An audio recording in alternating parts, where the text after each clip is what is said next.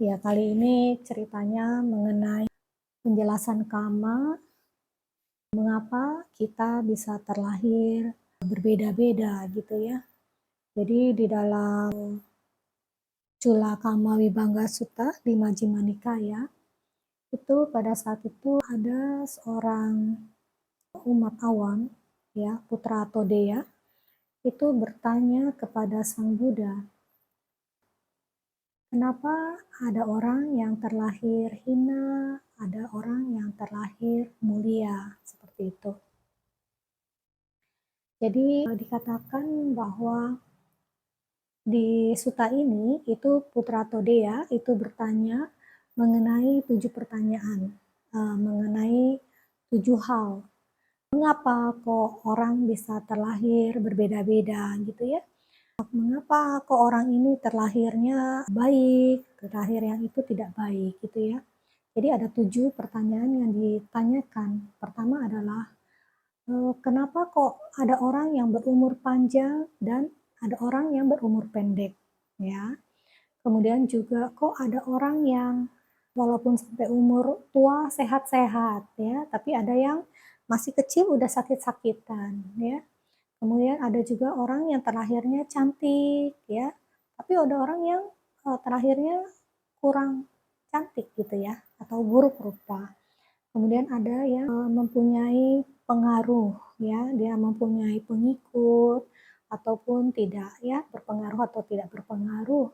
Kemudian juga ada yang miskin, ada yang kaya ya. Kemudian juga ada yang orang yang lahirnya sebagai kalangan terhormat gitu ya, seperti misalkan lahir sebagai putra raja ya. Ada yang lahirnya jadi orang yang kedudukannya rendah gitu ya, mungkin katakanlah mohon maaf seperti pengemis, seperti itu. Kemudian juga ada yang bodoh dan bijaksana. Oke, Sang Buddha menjelaskan bahwa kalau orang yang umurnya panjang, umurnya pendek itu ditentukan dari kita kesehariannya itu dulu itu melakukan perbuatan buruk atau tidak. Misalnya orang itu suka melakukan membunuh makhluk hidup atau tidak gitu. Kalau orang sering melakukan membunuh makhluk hidup, itu kan berarti sering memperpendek umur makhluk tersebut. Nah, karena tindakan itu akhirnya juga umur dia itu pendek gitu ya. Tapi ada orang yang suka menolong makhluk hidup atau zaman sekarang itu tren dengan katakanlah function ya, function. Dengan melakukan banyak function, melepas makhluk supaya terbebas ya, aturan makhluk itu ingin dibunuh gitu ya, tapi karena kita beli dan kita lepaskan, makhluk itu akhirnya panjang umur. Nah, itu juga imbasnya sama, karena kita memberikan makhluk lain usia yang panjang, kita pun akan mendapatkan usia yang panjang ya, itu untuk jawaban yang pertama. Kemudian ada orang yang sehat, ada orang yang sakit-sakitan ya, seperti si Ale juga sekarang udah sakit lutut, mungkin entahlah dulu karma buruk apa yang pernah si Ale lakukan gitu ya. Tapi ada orang yang dulu, zaman dulu itu suka katakanlah menyakiti binatang ya.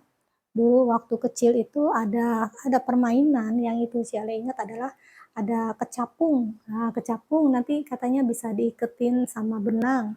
Nanti dia bisa terbang, kita bisa ikut. Nah, itu sebenarnya juga menyakiti makhluk ya. Nah, itu yang bikin orang jadi sakit-sakitan gitu. Tapi misalnya ada makhluk katakanlah seperti yang sedang menggelepar-gelepar ya di dalam air yang sedang mengering gitu ya, nah, lautan yang mengering, terus orang itu akhirnya menyelamatkan ikan menggelepar itu dan dilepaskan ke samudera sehingga dia tidak perlu menggelepar-gelepar kesakitan. Nah, orang ini pun juga akhirnya pada kehidupan yang mendatang itu bisa terbebas dari rasa sakit ya. Banyak juga saya temui itu AI yang udah usia tua gitu pun mampu untuk bisa hidup dengan sehat. Kemudian ada yang cantik dan buruk ya. Cantik dan buruk ini juga ya kita lihat sehari-hari. Zaman sekarang itu ada orang yang suka marah-marah ya. Kalau suka marah-marah itu kan mukanya juga nggak enak dilihat ya. Nah, karena dia suka marah-marah, di kehidupan yang mendatang itu dia bisa saja, tidak cantik juga, karena membawa kebiasaan dia marah-marah. Tapi kalau orang selalu adem, ada apa-apa, ya ada hal-hal masalah pasti kita tidak bisa hindari ya. Tapi kalau kita ibaratnya senyum aja menghadapi masalah apapun gitu, itu mukanya kan juga enak dilihat. Nah, itu pun juga mengakibatkan kita mempunyai wajah yang enak dilihat, ya. Jadi sebenarnya memang karma itu ya, apa yang menjadi kebiasaan kita ya, itu yang akan mempengaruhi kehidupan kita. Kemudian ada orang yang berpengaruh atau tidak berpengaruh ya. Berpengaruh tidak berpengaruh ini, Buddha menyatakan bahwa itu diakibatkan karena orang itu ada rasa iri atau cemburu ya, misalnya zaman sekarang itu, kita hidup, berumah tangga, ngelihat tetangga ada beli mobil baru ya, kita rasanya iri gitu, cemburu gitu, "Oh dia punya mobil kok saya nggak punya mobil," gitu ya. Nah itu juga menjadi orang bisa ada tidak berpengaruh gitu. Kalau misalnya kita melihat tetangga kita ada mobil baru, ya kita ikut senang hati, kita ngobrol sama tetangga, "Wah hebat ya, dia sekarang udah punya mobil baru," gitu. Ketemu tetangga yang lain juga, "Wah sekarang dia itu sudah makmur ya." Kita itu ikut bergembira dengan kebahagiaan tetangga. Nah, karena kita menceritakan kebaikan tetangga, sesama tetangga yang lain itu akibatnya kita juga menjadi orang yang berpengaruh, mempengaruhi orang-orang, menimbulkan rasa kebahagiaan melihat orang lain bahagia, ya, itu. Kemudian juga ada yang miskin dan kaya. Kenapa ada yang miskin dan kaya? Karena kalau yang miskin itu mereka suka berpikir, ngapain saya harus berdana ya? Nanti kalau saya dana terus saya jadi miskin gitu. Nah, padahal saya banyak dengan cerita orang-orang yang katakanlah pas-pasan, tapi mereka mau tetap melakukan dana, itu bisa melakukan dananya itu dengan sangat tulus dan itu yang menyebabkan mereka akhirnya bilang, "Oh, karena saya sekarang sering berdana, ada aja ya, uang di dalam, katakanlah dompet saya ya," walaupun zaman sekarang itu bukan dompet, tapi di handphone ya untuk pembayaran segala macam.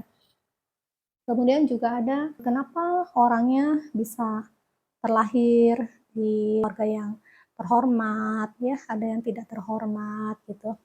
Karena sifat dari kesombongan, sombong.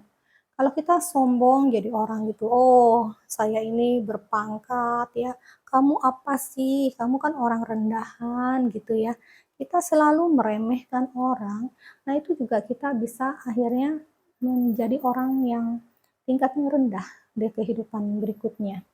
Ya, kalau kita selalu melihat orang tingkatnya, bermartabat dengan baik, kita tetap hormat ya.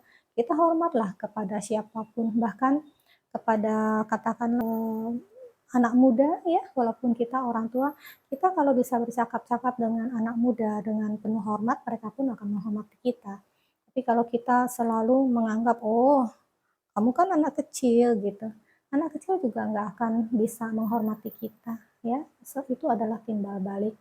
Kemudian bodoh atau bijaksana, itu juga karena kalau ketemu biku, ya, ketemu syale, itu mau bertanya, mau berdiskusi mengenai dhamma. Karena kalau nggak ada Sang Buddha, nggak ada dhamma yang sejati, kadang itu kita nggak ngerti ini baik atau buruk gitu. Jadi kita nganggap yang baik itu sebagai buruk, yang buruk itu sebagai baik, itu terbalik-balik. Sedangkan kalau kita belajar Dhamma yang diajarkan Sang Buddha, Buddha itu memberikan garis yang jelas. Ini loh yang disebut baik, ini loh yang disebut tidak baik gitu ya. Jadi memang kita semua harus belajar Dhamma untuk meningkatkan kebijaksanaan kita dalam mengarungi kehidupan ini ya. Jadi intinya dari Culaka Mawibangga Sutta adalah seperti yang syair yang sering dikatakan adalah kama saka, kama dayada, kama yoni, kama bandu, kama patisarana gitu ya. Kama saka, kita adalah pemilik kama kita sendiri. Kama dayada, kama itu adalah pewarisnya kita gitu.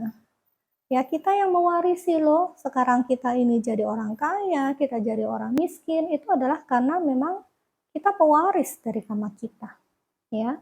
Kemudian juga karma yoni, kita terlahir dari karma kita. Ada orang yang bilang, aduh saya nggak mau punya papa mama kayak ini, saya maunya papa mama yang itu tuh. Nggak bisa, ya. Bukan kita yang menentukan, tapi karma kita yang menentukan, ya. Kita punya papa yang seperti ini, mama seperti ini udah adalah karma kita, karma baik kita bisa menjadi manusia. Dan selayaknya kita menghargai, membalas budi semua jasa orang tua. Kalau nggak ada orang tua, waktu kita bayi, lahir, kecil, apa kita bisa hidup sampai sekarang? Enggak, ya. Kita bisa hidup itu adalah jasa besar dari orang tua kita. Sang Buddha juga menyatakan akan sangat sulit bagi kita membalas budi orang tua. Walaupun kita panggul papa mama di kiri, pundak kiri dan pundak kanan, jalan keliling-keliling sampai 100 tahun itu pun belum bisa membayar jasa kebajikan orang tua. Ya. Selain itu adalah kita karma bandu, itu adalah kita berhubungan dengan karma kita sendiri. Ya kayak sekarang Siale ketemu dengan semua yang di sini dengan baik hati ya, tetap memberikan dana makanan kepada Siale sehingga Siale tetap bisa hidup. Siale tetap bisa belajar dan berlatih dhamma ya, bisa membagikan apa yang Siale bisa bagikan. Ya, semoga ajaran Buddha bertahan lama ya. Kemudian adalah kamma patisarana, itu adalah kamma kita sebagai pelindung ya. Kalau kita menjalankan sila kita ya, moralitas kita dengan baik, moralitas itulah yang pelindung kita. Ya, jadi memang kehidupan ini tidak pasti untuk masa depannya ya. Tapi selama kita bisa mengolah batin kita, berlatih menjalankan moralitas yang baik ya. Semoga semua karma-karma yang telah kita lakukan itu melindungi kita. Semoga juga karma-karma buruk yang lampau itu akhirnya banyak yang terkondisi tidak berbuah ya. Yang berbuah hanyalah yang baik-baik saja sehingga kita benar-benar terlindung dari kehidupan ini hingga akhirnya kita bisa mencapai nibbana. Sadhu, sadhu.